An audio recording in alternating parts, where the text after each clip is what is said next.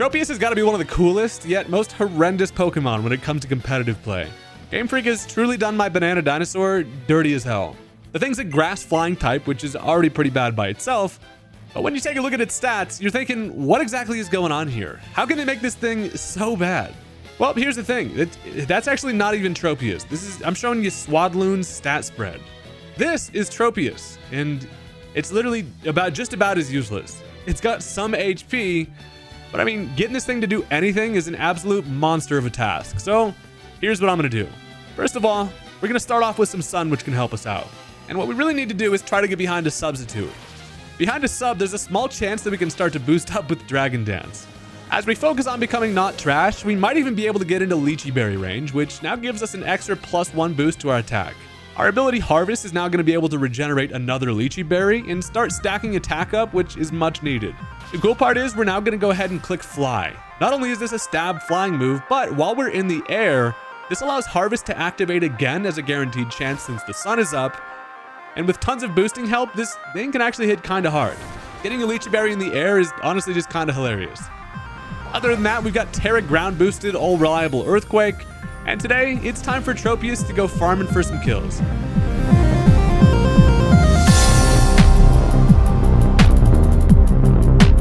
Today it is finally time for Tropius to shine. And by shine, I mean force feed you bananas, because you know, sometimes guys looking out for your potassium, and if this sounds like a fun time to you, go ahead and hit that subscribe button for me. It's free, it only takes you a second, you probably won't regret it, and for every subscription I see, it makes me want to continue going through the pain of getting these horrible Pokemon to do some stuff. Look, some of you know my love for Pokemon just doesn't stop with the games. I'm also pretty big into the trading cards as well, which is why today's sponsor is amazing. Shout out to Arena Club.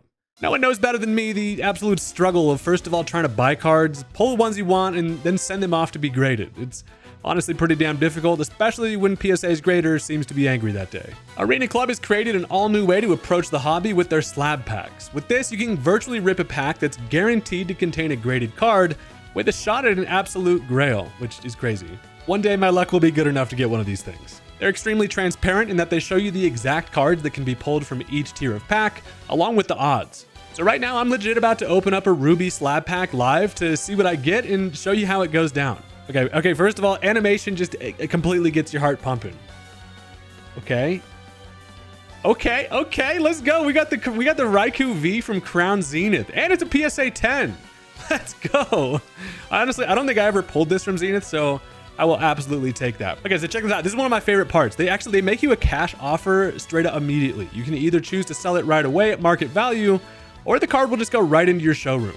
Here you can list things for auction just straight up on the site, or if you just want to get the physical card, you can do that super easily by going to retrieve cards. So the packs are digital, but the cards are absolutely real. Not gonna lie, I got a little collection going on my showroom, and if this seems like something you'd be into as well, go ahead and give it a shot. I do recommend it. Right now you can grab 20% off your first slab pack or card purchase when you go to my link in the description and use code Haydunn. And with that, let's go ahead and jump into the battle. Alright, so my dude over here is gonna end up leading off just straight up with the Salazzle. Just got the thighs, just coming out, stance the hell up right to start things off. And that feels pretty much fine. I've got a Lycanroc lead who's here to set up Stealth Rock, live stuff with the Focus Sash, and then Endeavor and Accelerock. So knowing that I have a tight matchup they probably don't want to stay in, I can freely lay down my rocks and have a nice little pointed stone timeout here. Problem is they end up switching into the Serena, and this thing is a decent Lycanroc answer. First of all, because it can, friggin' rapid spin those things away with them crazy legs. But second of all, it has a big old Trop Kick that I would prefer to not take between the eyes. So I decide I can switch out here. I can go right into Torkoal. If they want to rapid spin away those rocks, that's fine. I can just immediately get my Sun going and try to put some pressure with the old Fire Turtle. So I bring in Torkoal, and we get things looking sunny. The UV rays at the beach have immediately gone up, and they do go for that rapid spin. It's going to boost this thing's speed, but it has pretty much no business staying in on Torkoal. So I'm pretty much free to just go ahead and bop something with a Lava Plume. It's always a nice time to try to get a burn chance. Thing is, they can go into Cerulege, and if they switch into this, I'm feeling like that means freaking Sword Hands over here is Flash Fire. Luckily for me, however, it is not. It is going to get some damage with the Lava Plume. Tells me its ability is definitely weak armor, and I guess that's relatively good to know. Now, I've gone ahead and boosted this thing up with my own Sun, which is unfortunate. Fellas using my Sun, which I will not stand for. So I'm thinking they probably want to set up here. So what I can do, I decide to switch into the Sandy Shocks. I get that Photosynthesis speed boost, which is great. because as they do go for that Swords Dance, while they can get some decent damage with that priority Shadow Sneak, I am going to be able to outspeed, and an Earth Power just bops buddy. So as I click that, I immediately think, look, if they've got a defensive Terra, they're absolutely going to click it here. And they do, which is not great, because it turns out to be the Terra Grass. And while he's like, do I look pretty? You do not, because it sucks for me. I go for the Earth Power. Now it's resisted, and it doesn't even knock the thing to half. And it's also able to get off a +2 Bitter Blade, boosted by the sun. And Sandy Shocks has been sliced into 6 Magnetons. So, you know, that is what we in the business like to call not an ideal turn. It also gets some health back from that Bitter Blade. This thing is chilling in the sun with +2, and it's healthy. So, realizing I got to make something happen quick, what I decided to do is, Sterile Edge without any speed, it can still get Shadow Sneaks off, but it's not going to be faster than max speed Garchomp, which is fantastic because I can outspeed, go for a Fire Blast in the sun. It's going to kill it. Nope, it misses, because of course it does. But as they click the Night Slash, look at that, does about half to the Garchomp. I'm able to take it. They also just take a little bit of Ref Skin for the road and Choice Specs. That would have been so satisfying to get that Fire Blast off. We had the intel of knowing it's not Flash Fire, but then, you know, Fire Blast is just gonna miss in the most opportune time. So I just decided to go for it again. I'm like, if they want to stay in, they can try, but I have no other option here other than to click the Fire Blast. As it does connect, it lands on a Spiritomb, and Spiritomb over here is gonna ruin all my fun. It activates a red card, which then forces me out, gonna switch me into a random teammate, and it turns out to be Torkoal, who has no business coming out. I feel like freaking Misty Psyduck, always coming out at the wrong damn times. Not even able to reset any sun. I'm looking at this thing thinking, I don't know what this Spiritomb really wants to do. So I decided to stay in and go for a Lava Plume. It's still going to do decent chip. I can get the burn potentially. As they go for a Confuse Ray, however, that was not on my bingo card. So now I hit myself in confusion, and my sun is slowly wearing off here. The thing is, though, Spiritomb can't really threaten me offensively, so I'm like, I might as well stay in here, try to get up some Stealth Rock, could be helpful. I am confused. Luckily, we are able to break through. So I set up my rocks again. While they do have that Rapid Spinner with the Serena in the back, I'm feeling like, yeah, that should be fine. The sunlight does go away, so now I'm kind of in conservation mode for the turtle. I'm like, I should make sure that I can at least keep this thing alive. But luckily, since we've seen that Nightshade is their, probably only method of damage, I decided to stay in here, try to go for another Lava Plume, because if I can just whittle this thing down even further, I can make it a whole lot easier to deal with. I do not get a ton of damage, shows it's probably especially bulky, and I also don't get the burn. So I want to conserve the turtle here, obviously, just because I need to get that sun back up. So I have to switch. I decided to go back into the Chomp because I can, obviously come in on a Nightshade. I can then grab a kill with Draco Meteor. So that's kind of the game plan. I can drop a Draco on that ass, and for the most part, be on my merry way. Thing is, though, they do have the Sucker Punch, and I don't know why that's something I failed to consider, but yeah, they have... They've got the Sucker Punch there, so that takes care of the Chomp, and that was probably an oversight on my end. The Garchomp is the easy way for me to just outspeed and knock out the Sterile Edge. So now, as I find myself into a little bit of trouble, I also find myself in a spot where I'm thinking, while the sun is gone, it still feels like a pretty nice day on the beach for a Tropius, right? I'm going to bring this thing in because I'm thinking they're probably going to try to confuse Ray me. So I go for the Substitute. I figure that's perfect. I get that up, bait him into going for some type of status. They do go for the Confuse Ray, and here's the funny part. I still get confused. This is kind of funny. I thought it was like, Confuse Ray works on a Substitute? What the hell is going on here? Everything I know about Pokemon is incorrect, but then as I realize, you know what that means? That means that this thing is, its ability is Infiltrator, and it just is able to attack through Substitutes, therefore allowing the Confuse Ray to happen. So that is why. But, while I'm here, I've got my beanbag up. I know that they're just going to fire off Nightshades likely. I can just try to set up some Dragon Dances through the confusion, and basically, honestly, this thing does get damage through the Substitute, but that actually ends up kind of being in my favor. Now, here's the thing. I decide to go for another Dragon Dance in hopes that I snap out of confusion. I do, which is sick. We got the bananas hanging. I get another Dragon Dance up. That brings me to +2 attack, +2 speed, and if they go for another Nightshade here, that's going to put me in Lychee Berry range, and then we're feeling good, kind of, depending on how the Sucker Punch goes. Now, here's the fun part. They throw a wrench in the entire plan. They go for a Trick Room.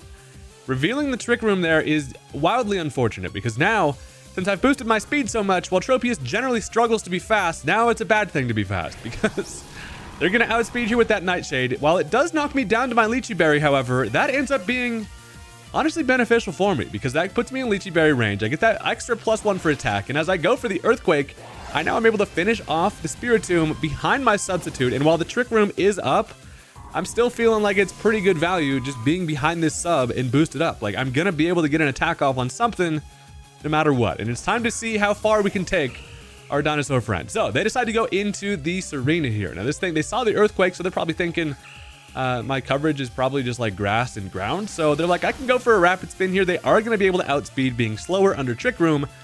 But as they end up going for the rapid spin there, that doesn't end up breaking my sub, which is extremely clutch. It does break my balls and my stealth rocks, but the substitute still being up is insane because now as I go for a fly, I do get the harvest to activate in the air. I get that extra lychee berry, brings me to +4 attack. And since this thing went for a rapid spin, it boosted its speed higher than what Tropius's was. So they're forced to attack on the empty space. I then connect on a fly, and that takes care of the Serena. And that is an insane sequence of events because now we're just still behind a substitute, and the Trick Room only has 1 turn left. So we're going to see how far we can take the Tropius, and I mean, it doesn't get much better than this. So they decide to go into the Sarah Ledge here. It does obviously have the priority with the Shadow Sneak. There's 1 turn left of Trick Room, and I got to see what I can make happen here. So the best thing I can do is click Fly. Now, they are going to be able to outspeed being slower. They go for that Bitter Blade. That does break my substitute, and while it stuck around for a long time, we appreciate your service, Mr. Beanbag. So the good thing is now, this is a very interesting whole section of this match, because as I go up into the air for my Fly, the Trick Room is now going to wear off, meaning I'm faster, and while they can click Shadow Sneak, they're not going to be able to hit anything. The dimensions return to normal, and I harvest another Lychee Berry. So my attack is just about as high as you can get it at this point. I am going to now be faster because no more Trick Room active, and the Sarah Ledge is having a bad time. They realize what's about to happen to them as I'm just floating in the air, just waiting to strike. They realize that they're forced to switch because they need to conserve the Sarah Ledge, and they decide to bring in Urshifu to just take the Fly. I connect. It is going to just knock out the Urshifu, which is amazing. And as much as Tropius is having a nice time here, the problem now becomes that sack switch, while it always feels good to force someone to sack an Urshifu, that was the correct play on their end, because now they can go back into the Sarah Ledge, and unfortunately for me, they will be able to bust out their priority with the Shadow Snake. The substitute is gone, and unfortunately, Tropius is going to go down. But that's probably got to be one of the craziest segments that Tropius has ever gotten itself into. So that was wild. Now, that honestly, as far as we took that, I'm still feeling like now, hold on a second, the game has kind of turned tides a little bit. I'm afraid of what they've got left. They have 3 Mons left. I've got 3 Mons. I decide I can go into the Lycanroc here, who does still have the Focus Sash intact. I can first of all just outspeed. My best bet is just to go for a close combat there for some chip. It does do decent damage. It's not going to be enough to knock it out with 1 more, however. But then the weak armor comes through. So while it does double its speed, it's also going to go ahead and drop that defense. And now it is going to be in range for a close combat. But they're really trying to play toward the late game Sarah Ledge sweep. They go for the Sword Stance. Not knowing that I have the Focus Sash here, I can just go ahead and freely click the close combat. They click the Night Slash. Does bring me down to my Sash. My Night Sash. And that's perfect because thank God for the Focus Sash on this Lycanroc most matches. So I can finish it off with 1 more CC. That is going to finish off the Sarah Ledge. And that feels good for like the short term, but now as I'm looking at it, I'm like, okay, what do they have left? So here's a little recap of the situation. Their final 2 Mons are going to be, first of all, Salazzle, which is fine. Second of all, they have an Iron Valiant, which is wildly unfortunate and one of the strongest damn things to deal with, and now I'm down tremendously. I decided to try to click the Endeavor, just on the off chance that they try to go for a setup move there. Boy, would that have been amazing. Unfortunately for me, they just click a Moonblast that is going to knock out the Lycanroc there. And first, I don't see a booster energy on the thing, and that's what's really interesting. Now, my final and kind of last shot is going to be Decidueye, who is, of course, weak to a Moonblast, but I've conserved my Terra up to this point. So what I'm thinking I can do, bust out the Ghost Terra. That will allow me to be able to take at least 1 Moonblast. And now it all kind of comes down to Decidueye.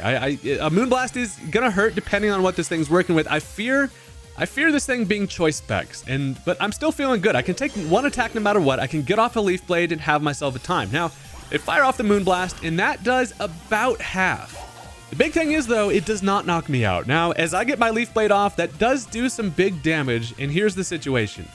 Their last Moonblast did 97 HP to me. If that was a minimum, if they get any higher of a roll, they knock me out with the next one. I decide I have 2 options. Either I try to live and go for another guaranteed knockout there with the Leaf Blade, or I opt for the Shadow Sneak.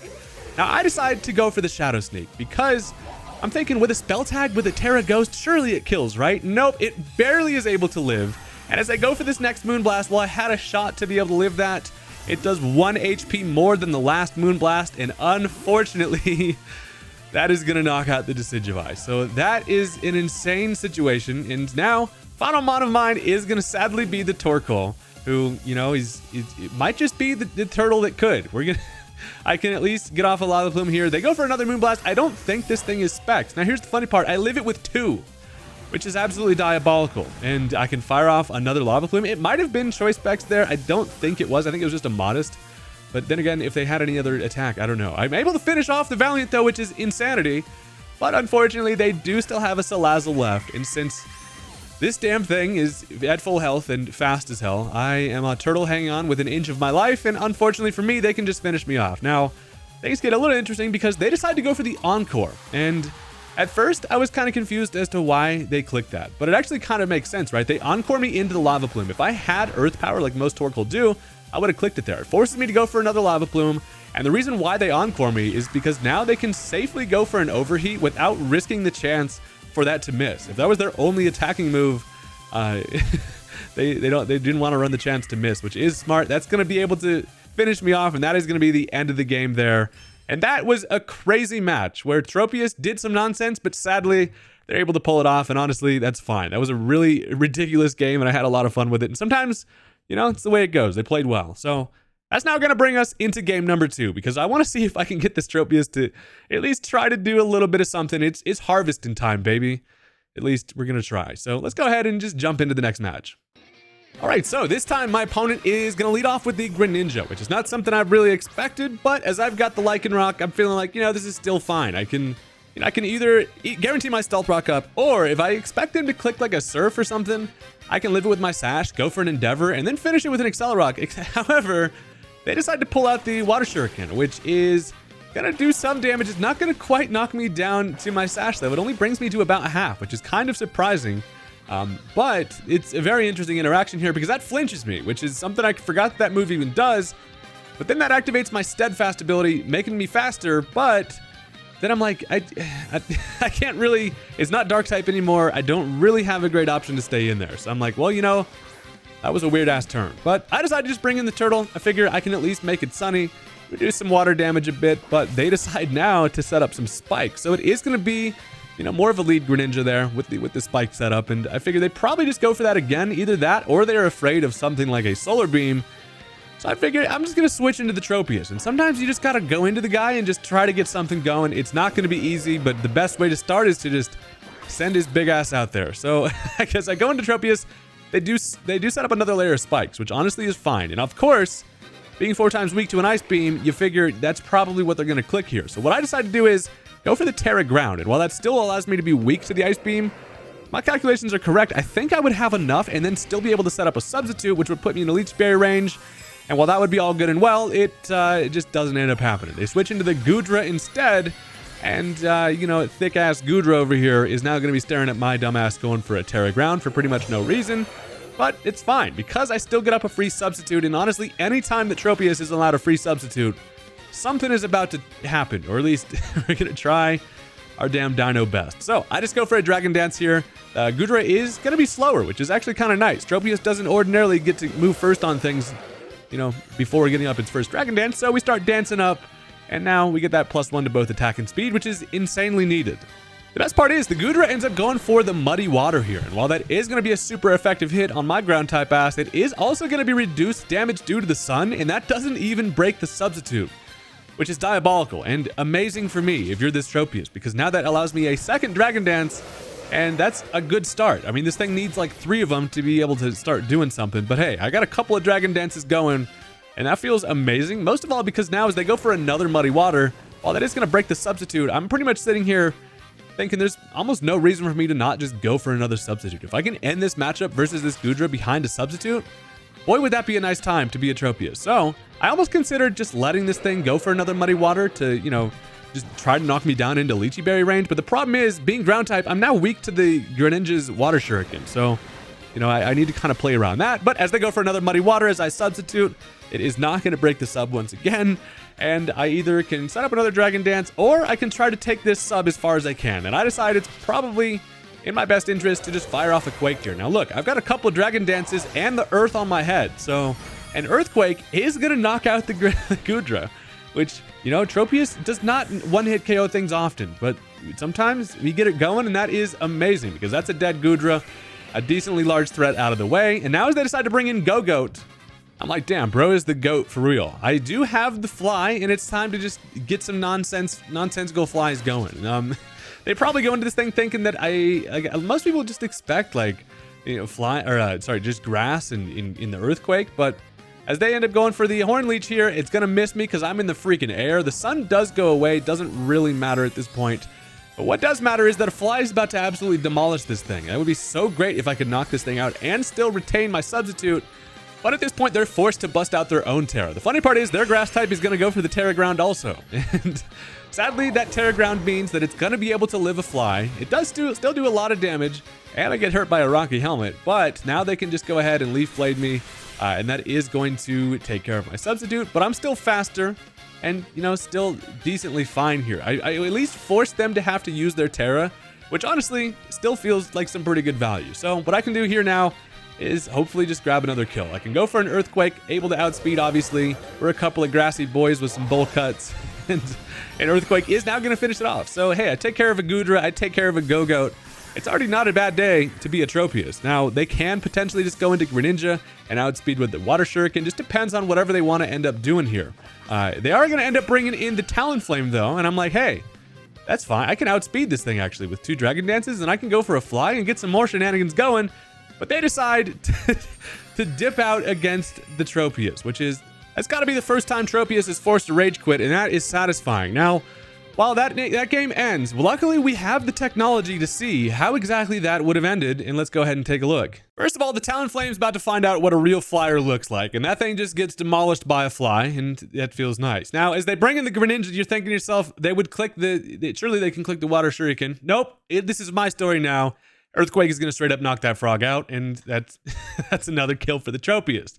Final 2 mons are going to be the Malamar along with the Sylveon. First of all, they go Malamar, and that thing, you know, suffers the same fate. Earthquake, that thing's having a bad time. Final mon comes in, Sylveon. It's their last chance. Can it do it? Nope, and Earthquake is able to finish it off, and that is a tremendous W for our pal Tropius. That is, you know, that's the way it goes. Thank you guys very much for watching. I really do appreciate the support on the vid, and I will catch you guys next time. Peace out.